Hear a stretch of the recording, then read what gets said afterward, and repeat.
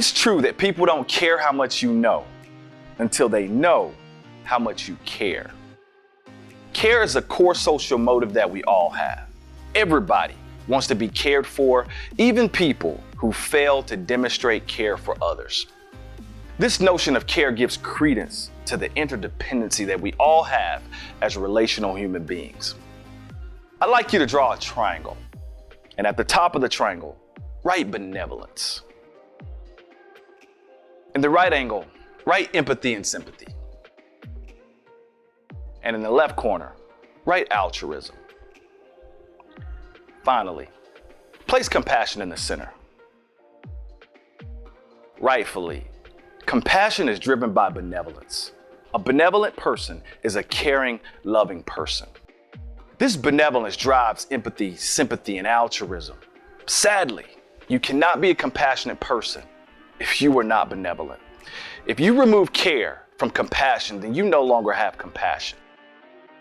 So let's break this down a little. Benevolence is a desire for the good and well-being of other people. It is manifested by kindness. If you're not kind, then you're most likely not benevolent. Individuals who are benevolent understand the intrinsic value that other people have and therefore care about other people.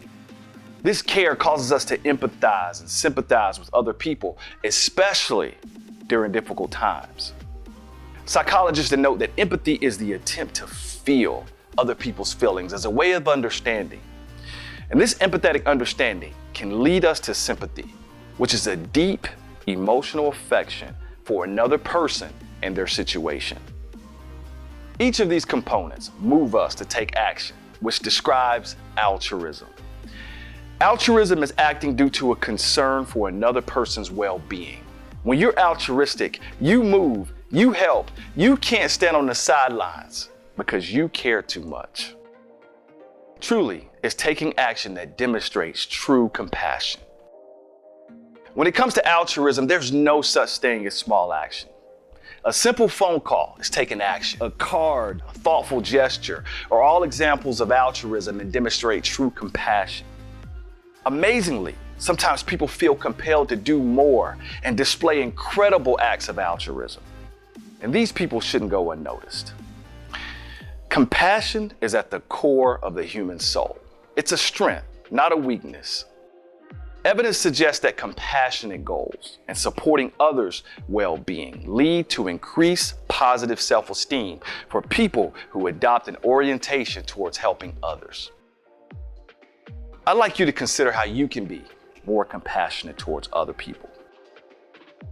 Write down the things that are prohibiting you from demonstrating true compassion.